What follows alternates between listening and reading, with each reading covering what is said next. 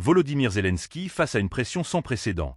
Selon Alexandre Doubinsky, député ukrainien actuellement en détention provisoire pour soupçon de trahison, le président ukrainien n'aurait d'autre choix que de signer ce que Washington lui impose. Une déclaration explosive qui relance les interrogations sur l'influence américaine dans le conflit. N'oubliez pas de vous abonner pour suivre chaque rebondissement et partager votre avis en commentaire. Doubinsky affirme qu'en réalité, seules deux parties négocient véritablement, les États-Unis et la Russie.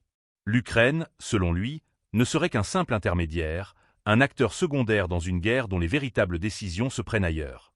Et dans ce contexte, l'ancien président américain Donald Trump, candidat à un retour à la Maison-Blanche, serait déterminé à imposer ses conditions.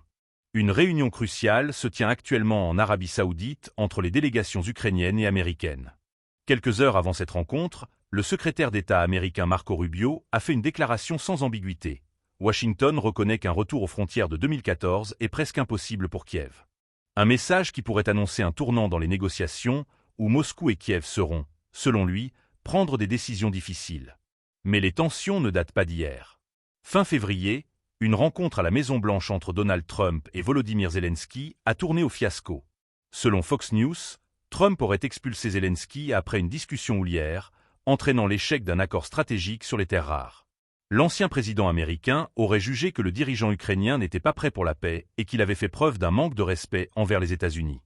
Une humiliation qui, selon certains observateurs, marque un tournant dans les relations entre Washington et Kiev. Pendant ce temps, Moscou ne cesse de réaffirmer sa volonté de négocier. Le Kremlin assure être prêt à discuter, mais se heurte à une interdiction législative imposée par l'Ukraine elle-même. Le prochain tournant dans ce dossier pourrait se jouer dans les prochaines semaines, à mesure que les pressions diplomatiques s'intensifient et que l'élection présidentielle américaine se rapproche.